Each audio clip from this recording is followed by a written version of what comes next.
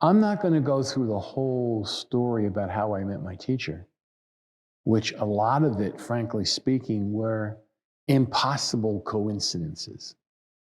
Or you could say I was being drawn toward him. But in a small hutong in Beijing, that Beijing's full of alleys, there lived a man who was considered to be a Taoist immortal. And that would mean that whatever you want to call the Dalai Lama, whatever you wanted to call Ramana Maharshi, whatever you wanted to call the Pope, St. Francis, pick your person, who was supposed to have reached the pinnacle of that spiritual practice of spirituality, he was one of them. Now, people like that are really hard to meet in China. I had practiced meditation from the age of 6, and I was always looking for somebody like that. And there's a phrase, when you go into the bazaar, you only can buy what's in the stalls. Okay, if it's not in the stalls, it doesn't matter if you want it, it's not there. And I studied with many spiritual masters. I even, as part of the practice, I lived a year in a cave by myself. Okay, not speaking to another human being. I had a strong interest in this kind of stuff.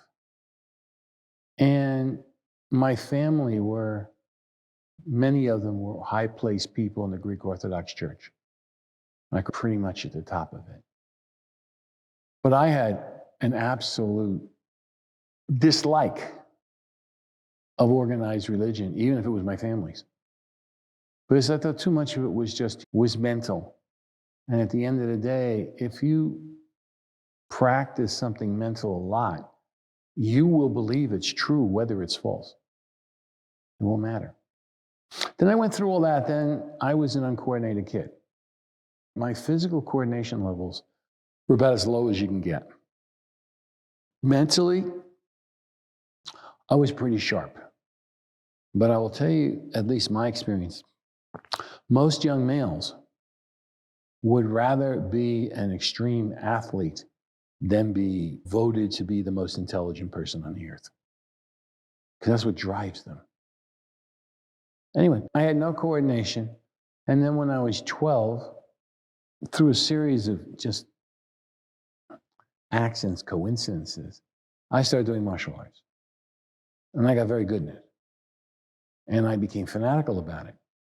But part of what we did before anything was just to sit and calm your mind, which is like probably the first stage of every meditation method that exists. And then I went to Japan. And in Japan, one time I went to a place called Kamakura, which was one of the major Zen places in Japan. And just doing my qigong practice, standing like this, I watched the Buddha turn gold and I watched it turn into light. Now, I wasn't exactly sure what that was, but it was very motivating. And then when I got through college, I came back and then I went to India and then I did this. Spent almost 10 years there doing these Indian practices, of which the one that I did the most of were things from the genuine Kundalini tradition, which is where you move energy throughout your body. You may have heard of it. They talk about a snake going up your spine, which is actually more of a metaphor than anything else. And I did Hatha yoga, and I could do almost 300 of the postures. Remember, at this point, I'd never been injured in my life. And once I got that, I could put my mind inside my body. And then I came back to America, taught for a while, and went back for another trip. And then I spent a couple of years on 2 trips. I spent 6 years or something doing various practices in India. So that was the real yoga. I went up to the high mountains where the real yoga was practiced, not the stuff in your malls or your little yoga school on the corner. All right. Then during this period, when I was in Taiwan, I became initiated into a very old Taoist group that had been around, I was told, for thousands of years, although I have no way of knowing if that's true. I wasn't around. How do you say anything of the ancient world is exactly how it's portrayed? because mostly they're just picking up fragments of things and then trying to tie them together. But anyway, and I went through the whole art of becoming a Taoist priest. And my joke is births, deaths, and exorcisms. Bringing people into the world, taking them out, exorcisms, and a lot of other stuff. All this chi stuff. And then when that got finished, I went back. In the middle, I went to India, and I did some more Tantra with people who were there. And then finally, I came back to Taiwan, and when all that was finished, and I came back to the West. And I had this car accident, and I was really screwed up. I went back, and he showed me what to do with Taoist qigong, how to fix it. And I fixed it more or less. And then he kept on doing these mystical transmissions with me all the time. And so in that time period, I spent like a couple of years in Beijing. And we got pretty much the end. And he asked me when I went back to the West, because I told him I taught all this stuff. He said, if you want to teach, if you don't want to teach, don't. And initially, I was very resistant. Why? Because I had encountered people in many of the spiritual traditions I met in the West. And they were, to use the colloquial phrase, mentally fucked up people.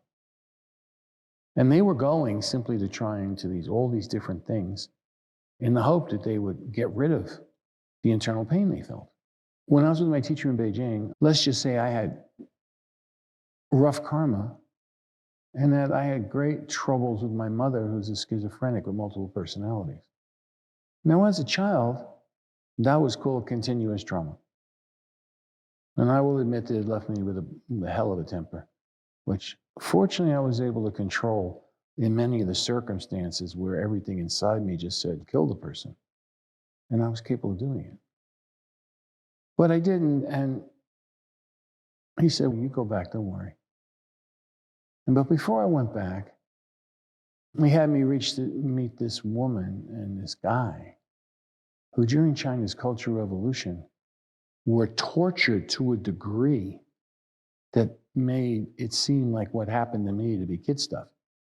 And so I went through things with him, and one woman just said, your teacher said that you need to realize you can get past this. And that probably helped because they were at least similar. The only difference is that this woman was sweetness and light. She radiated light. And she was also one of the most physically beautiful women I've ever seen in my life. And I've seen a few. And and she was so open and so beaming. She was born in this little village somewhere in North China. Small villages, honestly, there's so many of them, who can remember names. As she grew up, she was obviously the village beauty. Her physical beauty used to make people stop and look. Like they couldn't move. They couldn't believe anyone that beautiful existed. Anyway, she was the village hope. Because as happened so many times in Chinese history, a poor village, if they had a beautiful woman, wanted to marry her off to some really powerful political figure. Sometimes it was just a rich man, but to marry her off to somebody who then could come back and fix all the village's problems. Now, during this time, there was this thing called the Cultural Revolution, which most Americans don't know anything about. Even when they see numbers and things, but they don't get just how bad it was.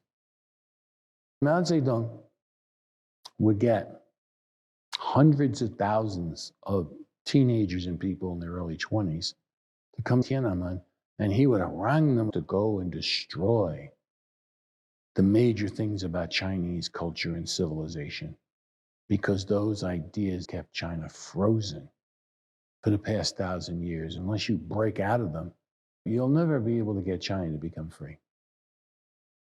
Now, if you know anything about the way the West occupied China and all this kind of stuff, or if you know anything about what happened in the later dynasties in China, grim stuff, grim.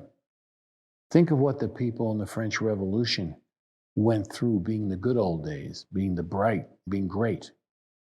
As we all know, the French Revolution didn't happen because life in France was great. It's because it was like truly horrendous. Anyway, and he told the youth, go out and destroy everything that was old.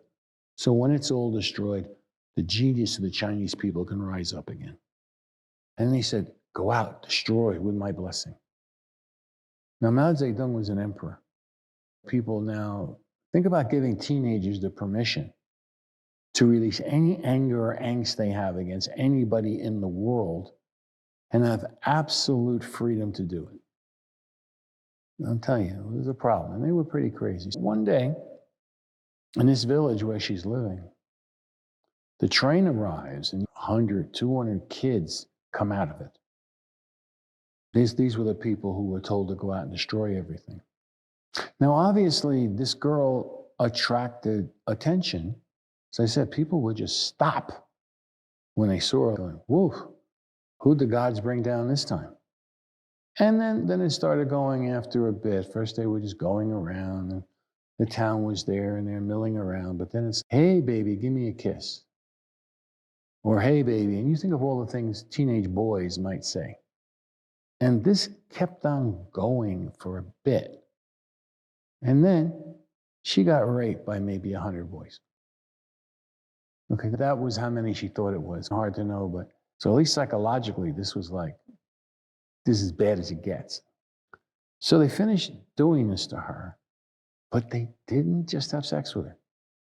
What they did is they lit their cigarettes, and when she said they burned her all over the place, and I said, oh, I can't believe it, seriously.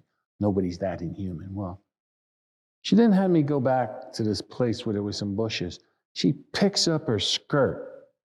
Almost every inch of her body had a cigarette burn mark on it. Now, as you can tell, I think saying that this was a trauma is probably an understatement.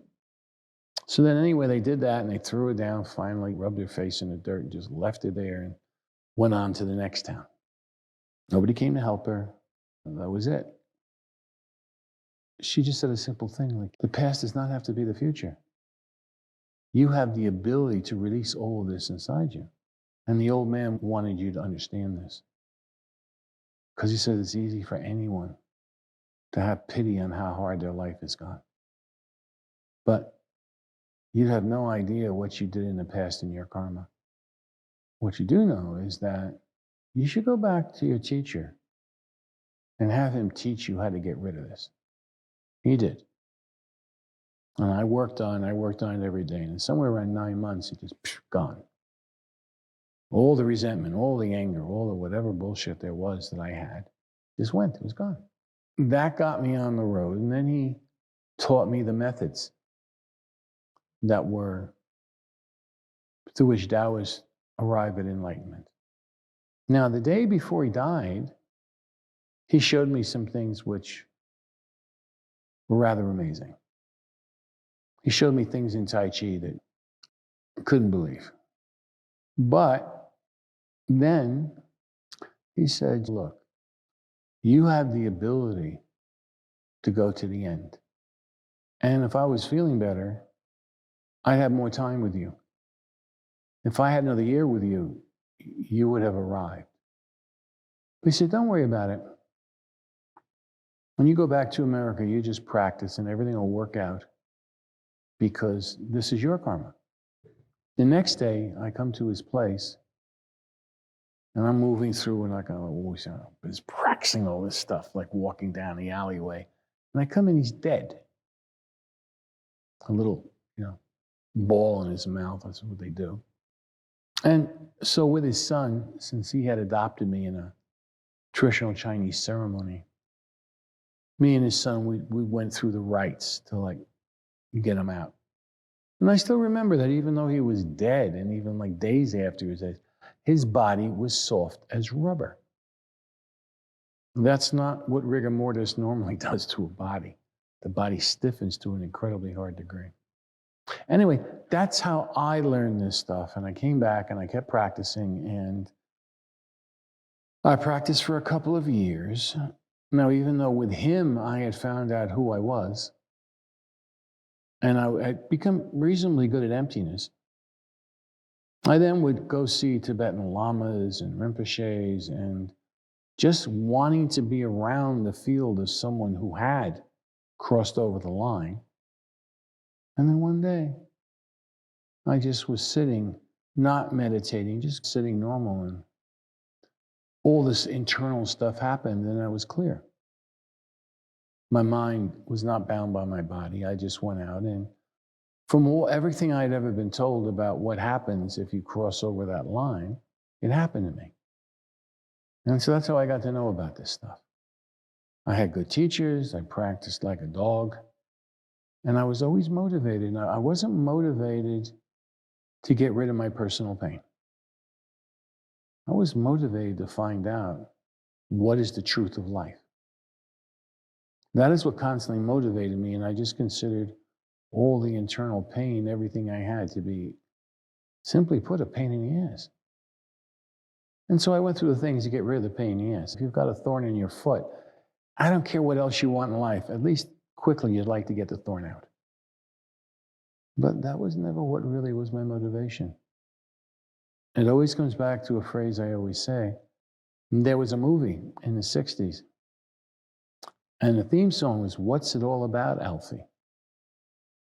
And that was always my curiosity. We're in this world, we're in this life, we're born into this life. And almost all little kids, not all, but a lot of them, will ask, why am I here? What's this all about? What is it? And the only trouble is that by the time they're 4 or 5, they forget about it. And for some reason, it carried through until, and I found that when I tried to help people, it always helped.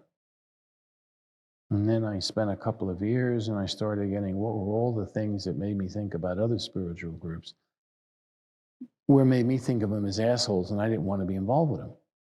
And then I figured out how you could overcome that stuff. And then I started teaching publicly.